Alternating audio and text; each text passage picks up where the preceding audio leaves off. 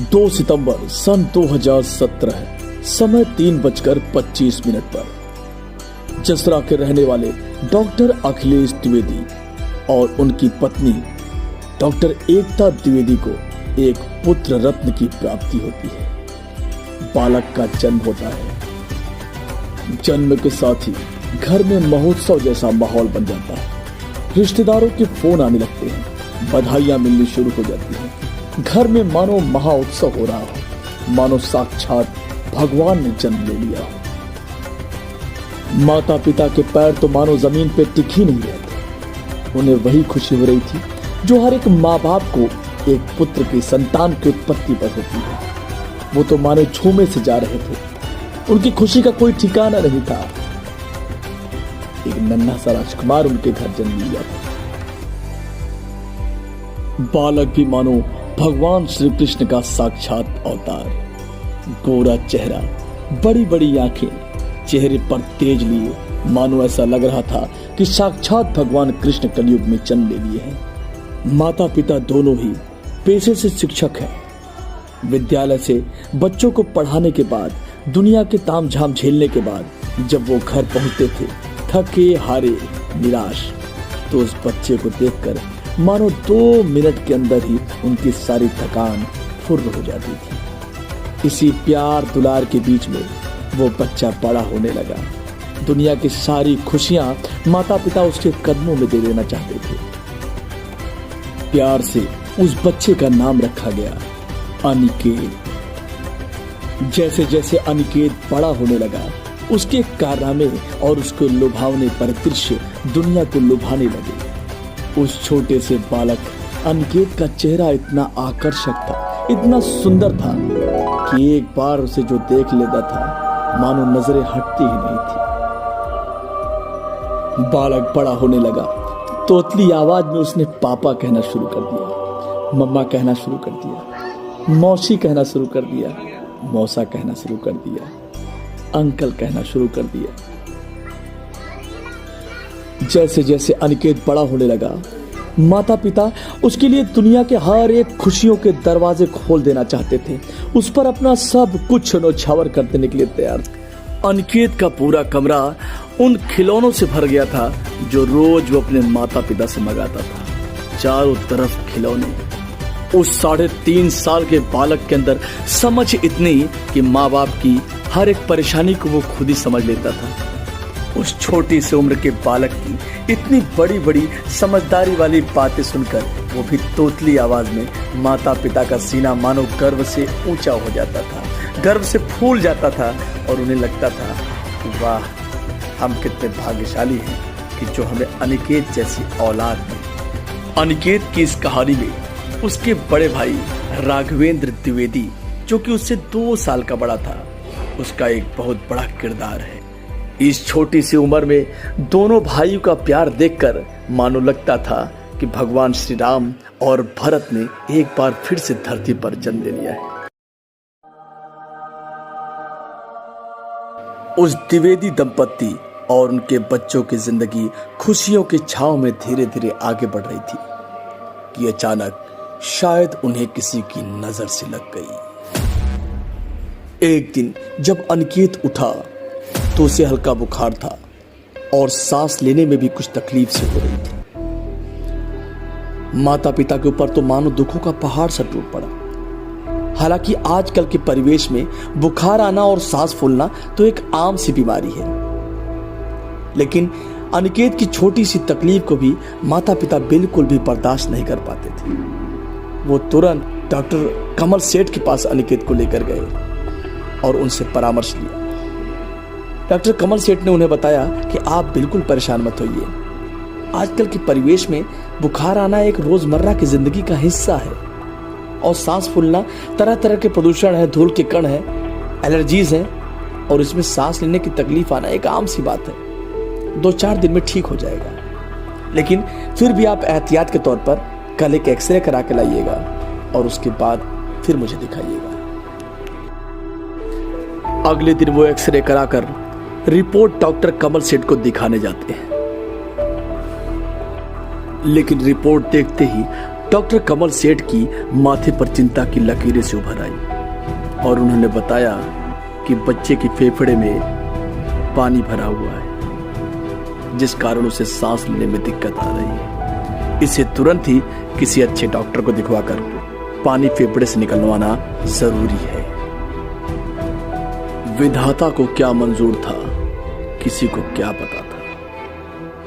15 फरवरी 2022 को अनिकेत को जागृति हॉस्पिटल में एडमिट करा दिया गया और सुई द्वारा उसके फेफड़ों से पानी निकल गया।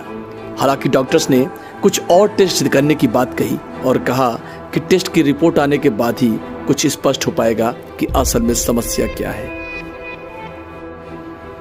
15 को ही सारे टेस्ट करा लिए गए और 16 को बच्चे को डिस्चार्ज कर दिया गया। अब बारी थी रिपोर्ट के आने की। रिपोर्ट के इंतजार में द्विवेदी दंपत्ति की आंखों से मानो नींद ही गायब हो गई थी। अगले दिन यानी 17 फरवरी 2022 का वो काला दिन भी आ गया जब पता चला कि अनिकेत को ब्लड कैंसर है। उनकी आंखों के सामने अंधेरा सा छा गया। सारी दुनिया उन्हें काली काली सी दिखाई पड़ने लगी। डॉक्टर के चेंबर से अस्पताल के रिसेप्शन तक पहुंचने का जो सफर था वो इन्हें मानो प्रकाश वर्षों में नजर आने लगा। पैर टगमगाने लगे, शरीर कांपने लगा, दिमाग ने काम करना बंद कर दिया। डॉक्टर के मुंह से इतना सुनते ही तो डॉक्टर एकता द्विवेदी तत्काल ही बेहोश होकर वहीं गिर पड़ी और डॉक्टर अखिलेश द्विवेदी के मुंह से एक सन्नाटा सा चीरती हुई चीख निकल पड़ी। लेकिन वो पुरुष है ना, समाज ने उन्हें रोने का अधिकार नहीं दिया है। वो अपने आंसुओं को अंदर ही घुटुक घुटुक कर पी गए। एक बूंद भी आंसू का बाहर नहीं आने पाया। उनकी आंखों के सामने अंधेरा सा छा गया। सारी दुनिया उन्हें काली काली सी दिखाई पड़ने लगी। डॉक्टर के चेंबर से अस्पताल के रिसेप्शन तक पहुंचने का जो सफर था वो इन्हें मानो प्रकाश वर्षों में नजर आने लगा। पैर टगमगाने लगे, शरीर कांपने लगा, दिमाग ने काम करना बंद कर दिया। लेकिन अगले ही पल उन्हें किसी अदृश्य शक्ति ने मानो संभाल लिया हो। उन्होंने अपने आप को संभाला और डॉक्टर से बोल बैठे, अब क्या करना है बस ये बताइए। डॉक्टर कुछ देर तक स्तब्ध बैठे रहे और फिर भाभा कैंसर इंस्टीट्यूट बनारस के लिए बच्चे को रेफर कर दिया। किसी तरह प्रयास करके डॉक्टर एकता द्विवेदी को होश में लाया गया। दोनों ने किसी तरह वो काली सुनसान रात काटी। वो रात तो मानो कटने ही वाली नहीं थी। वो रात सदियों के बराबर भारी दिख रही थी। यही रात अंतिम, यही रात भारी का वो गीत उनके कानों के सामने गूंज रहा था। अगले ही दिन उन्होंने व्यवस्था की और पहुंच गए बनारस भाभा कैंसर इंस्टीट्यूट, जहां डॉक्टरों ने एक बार फिर से जांच की और ब्लड कैंसर की पुष्टि की। सोच के भी एक बार रूह कांप जाती है कि 5 साल का एक बच्चा जो अभी ठीक से बोल तक नहीं पाता है, जो चलता है तो पैर लड़खड़ाते हैं, जिसने दुनिया के शायद अभी तक पूरे रंग भी नहीं देखे थे, अभी तो उसे गिनती याद करनी थी, पहाड़े याद करने थे, ABCD पढ़ना था, स्कूल जाना था, टीचरों से डांट खानी थी। जिंदगी की एक बहुत बड़ी रेस उसके सामने पड़ी हुई थी। लेकिन 5 साल का बच्चा और ब्लड कैंसर, वाह रे विधाता वाह, इतना निर्दयी भी हो सकता है तू, ये तो किसी ने सोचा भी नहीं होगा। खैर, अस्पताल में अनिकेत का इलाज शुरू हुआ। उसके लिए अलग से डाइट चार्ट बनाया गया। उसकी हर एक एक्टिविटी को मॉनिटर किया जाने लगा। डॉक्टर, नर्स, अस्पताल के सफाई कर्मी तक अनिकेत को देखकर एक बार मानो रोने से लगते थे, सिर्फ यही सोचकर 5 साल का बच्चा, और इतनी तकलीफ। और इस बात की आशंका से उनकी आत्मा हिल तक जाती थी कि कहीं कोई अनहोनी ना हो जाए। डॉक्टर अखिलेश द्विवेदी और एकता द्विवेदी ने खुद को दुनिया से अलग कर लिया। अस्पताल से 2 किलोमीटर की दूरी पर एक कमरा लिया और तैयार हो गए 8 महीने के उस भारी सफर के लिए, जिंदगी से उस जंग के लिए। इलाज का वो दौर बहुत ही कष्टकारी रहा।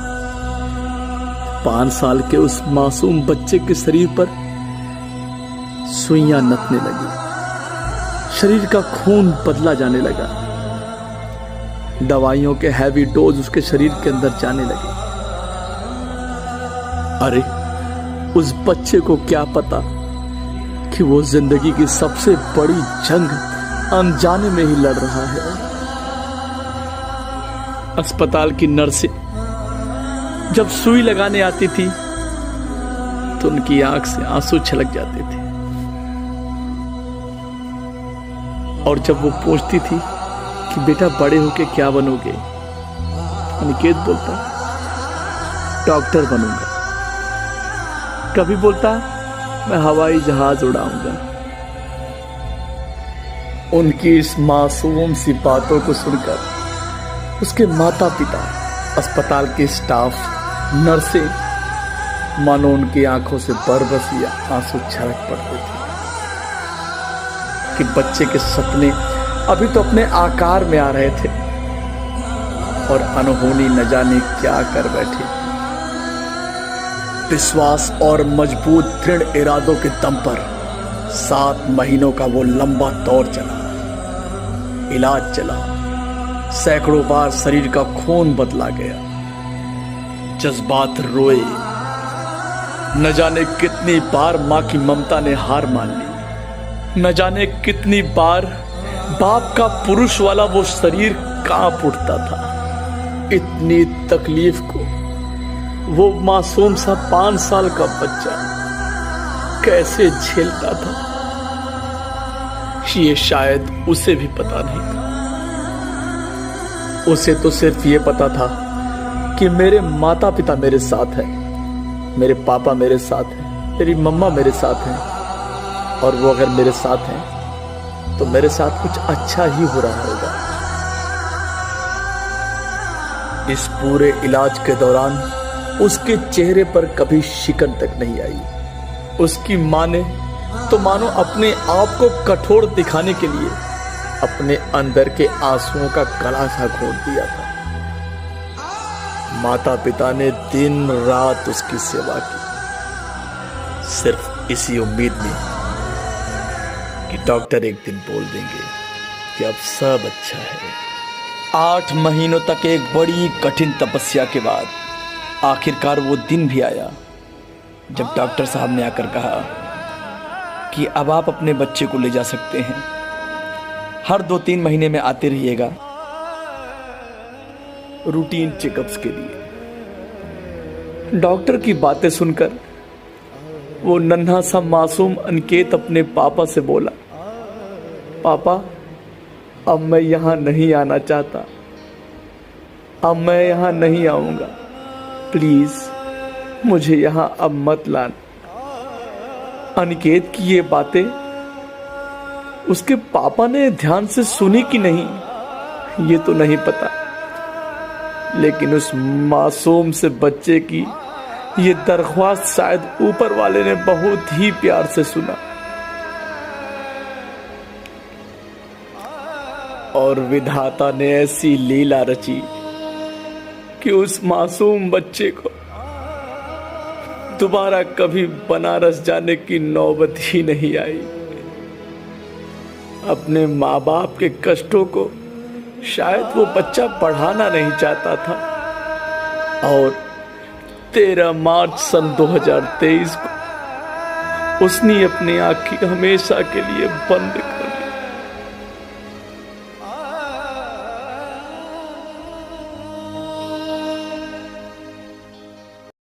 एक आह भरी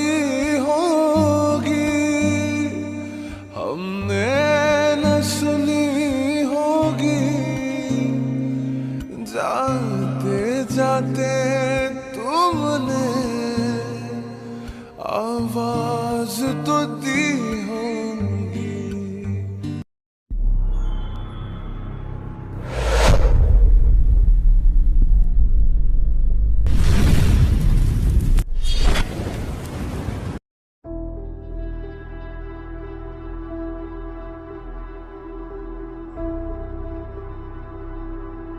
और इस तरह जमीन से एक सितारा टूटकर आसमान में जा मिला। लेकिन ये कहानी अभी खत्म नहीं हुई। वो कहते हैं ना कि हर एक रात के बाद सवेरा जरूर होता है, सूरज जरूर निकलता है। अनिकेत की मौत ने डॉक्टर अखिलेश द्विवेदी को पूरी तरह से तोड़ जरूर दिया था, लेकिन उन्हें जीने की एक नई उम्मीद भी मिली और उन्होंने संकल्प ले लिया कि अब किसी दूसरे अनिकेत को इस तरह तड़प तड़प के मरते हुए कभी नहीं देखेंगे। और इसके लिए उन्होंने एक संस्था का निर्माण किया, अनिकेत स्माइल फाउंडेशन। इस संस्था का एकमात्र उद्देश्य कैंसर जैसे असाध्य रोगों से पीड़ित मरीजों के लिए वित्तीय व मेडिकल सुविधाएं उपलब्ध कराना है।